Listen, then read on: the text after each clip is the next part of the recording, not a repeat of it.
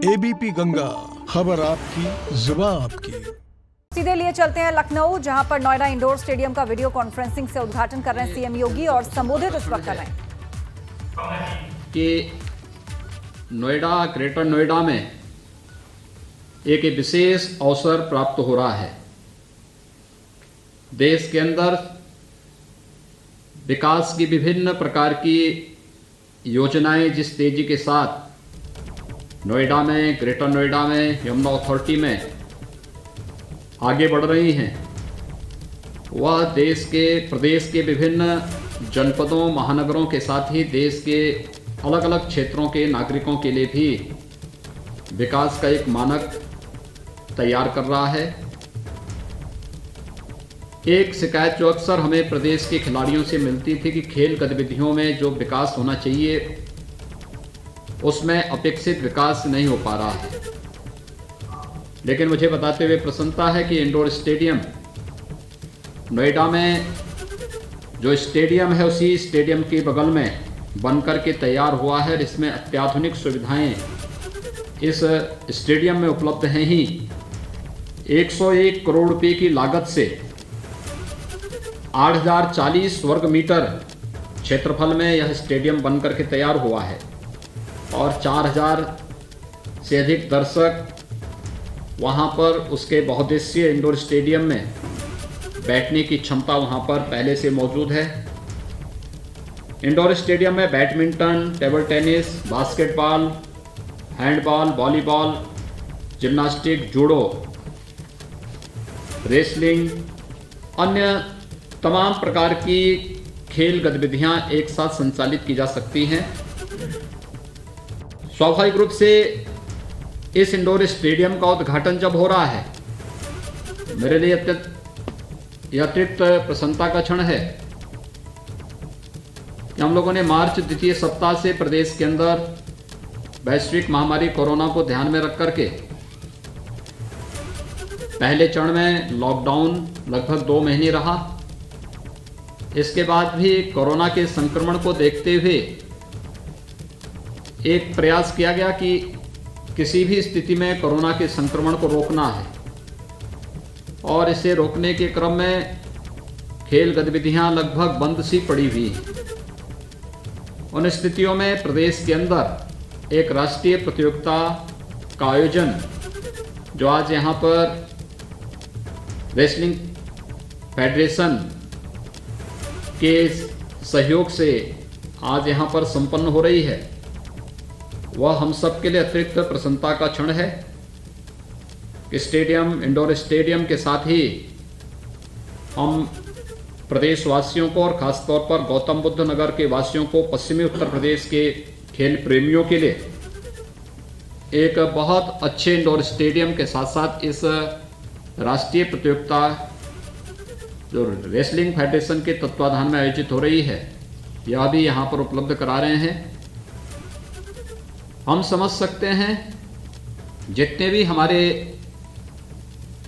यहाँ पर पहलवान हैं, स्वाभाविक रूप से 10 महीनों से उनके मन में अभिलाषा रही होगी कि उनको नियमित प्रैक्टिस के लिए कब शासन स्तर पर सुविधा प्राप्त हो पाएगी। देश ने कोरोना प्रबंधन में जो कार्य प्रधानमंत्री मोदी जी के नेतृत्व में किया है, अब वैक्सीनेशन के बाद हम लोग सभी गतिविधियों को पूर्व की भांति प्रारंभ करने के लिए पूरी तरह तैयार हो रहे हैं। 15 फरवरी तक हम लोग पहले चरण के टीकाकरण के कार्यक्रम को संपन्न कर देंगे।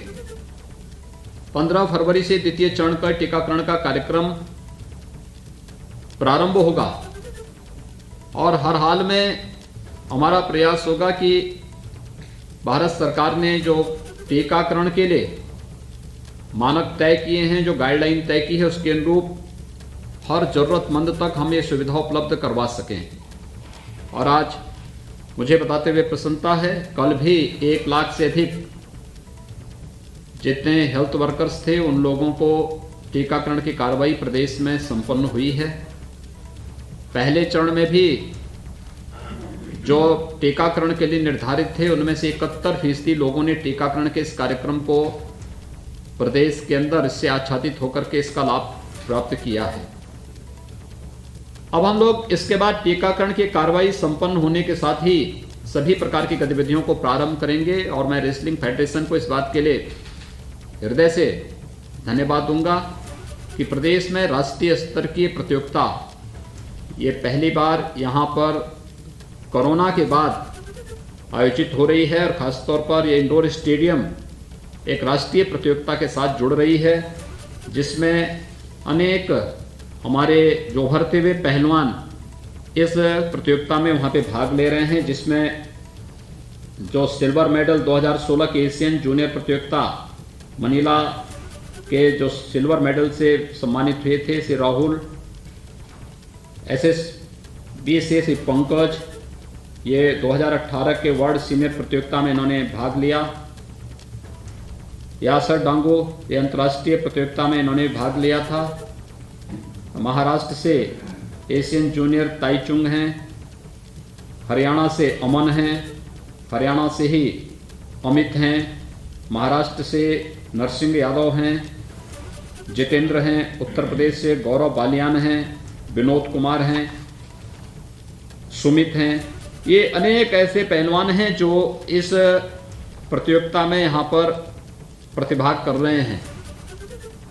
ये प्रतियोगिता प्रदेश के विभिन्न जनपदों में जो हमारे पास खिलाड़ी हैं उन लोगों को भी अब आगे बढ़ने के लिए एक नई प्रेरणा प्रदान करेंगे और ख़ास तौर पर प्रधानमंत्री मोदी जी ने तो खेलों को प्रोत्साहित करने के लिए खेलो इंडिया खेलों के माध्यम से अनेक प्रकार के गतिविधियों को पिछले 6 वर्षों के अंदर प्रोत्साहित किया है। राज्य सरकार भी खेलों की गतिविधियों को आगे बढ़ाने के लिए पूरी प्रतिबद्धता के साथ कार्य कर रही है और यही कारण है कि राज्य सरकार ने मेरठ में एक स्पोर्ट्स यूनिवर्सिटी बनाने का संकल्प भी लिया है। कार्यक्रम हमारा तेजी के साथ आगे बढ़ रहा है। बहुत सारे कार्यक्रम खेलकूद की इन गतिविधियों के माध्यम से आगे बढ़ रहा है। स्वाभाविक रूप से हमारे सामान्य जीवन में भी सफलता का राज हमारी खेलकूद की गतिविधियों में निहित है। कोरोना प्रबंधन की सफलता का राज टीम वर्क था और ये टीम वर्क हमें खेलकूद की गतिविधियों में सीखने को, जानने को मिलता है। मुझे विश्वास है यह राष्ट्रीय प्रतियोगिता यहाँ पर उभरते हुए हमारे खिलाड़ियों के लिए एक नया आदर्श और मानक तय करते हुए उन्हें आगे बढ़ने के लिए प्रेरित करेगा। नोएडा का इंडोर स्टेडियम खेलकूद की गतिविधियों को प्रोत्साहित करने का एक नया मंच तो प्रदान हो यहाँ पे प्राप्त होगा ही, साथ साथ रेसलिंग फेडरेशन के द्वारा जो मांग एकेडमी के लिए राज्य सरकार से की जा रही है वे अपना प्रस्ताव राज्य सरकार के पास भेजें। राज्य सरकार अवश्य इस पर सहानुभूतिपूर्वक विचार करेगी। मैं एक बार फिर से आज के इस इंडोर स्टेडियम के उद्घाटन कार्यक्रम के अवसर पर नोएडा के अपने जनप्रतिनिधियों को हृदय से बधाई देता हूं कि उनके प्रयास से वहां पर अथॉरिटी ने एक अच्छा स्टेडियम के बाद इंडोर स्टेडियम भी अनेक प्रकार की खेलकूद की गतिविधियों को प्रोत्साहित करने के लिए वहां पर स्थापित किया है। और साथ ही साथ वहां पर इस इंडोर स्टेडियम के उद्घाटन के साथ ही वहां पर आज ये राष्ट्रीय कुश्ती प्रतियोगिता का भी आयोजन प्रारंभ हो रहा है। जो मुझे बताया गया कि इस कुश्ती प्रतियोगिता में प्रथम स्थान विभिन्न जो वर्ग हैं उसमें प्रथम स्थान प्राप्त करने वाले जो भी पहलवान होंगे उन्हें अंतर्राष्ट्रीय स्तर पर की प्रतियोगिताओं में भाग लेने का भी अवसर प्राप्त होगा। मैं सभी जो भी प्रतिभागीगण हैं उन सबको हृदय से उत्तर प्रदेश में इस प्रतियोगिता में भाग लेने के लिए उनका स्वागत करता हूं, उनकी सफलता की कामना भी करता हूं और विश्वास व्यक्त करता हूं कि विशुद्ध खेल भावनाओं के अनुरूप आप इस प्रतियोगिता में सहभागी बनकर के इसे सफलता की नई ऊंचाइयों तक पहुंचाने का कार्य करेंगे। जब तक टीकाकरण की कार्रवाई पूरी तरह संपन्न नहीं होती है तब तक केंद्र और प्रदेश सरकार के द्वारा कोविड-19 की जो गाइडलाइन जारी की गई है उसका भी पालन सभी लोग करेंगे। इस विश्वास के साथ इस पूरी प्रतियोगिता के प्रति मैं राज्य सरकार की ओर से हृदय से बधाई देता हूं, अपनी शुभकामनाएं देता हूं। धन्यवाद। जय हिंद।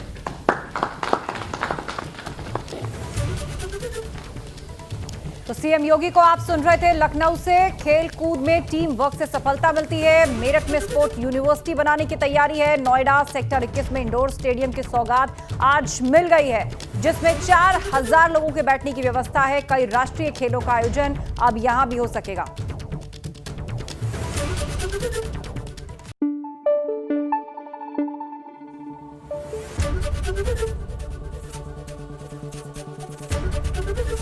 एबीपी गंगा, खबर आपकी, जुबान आपकी।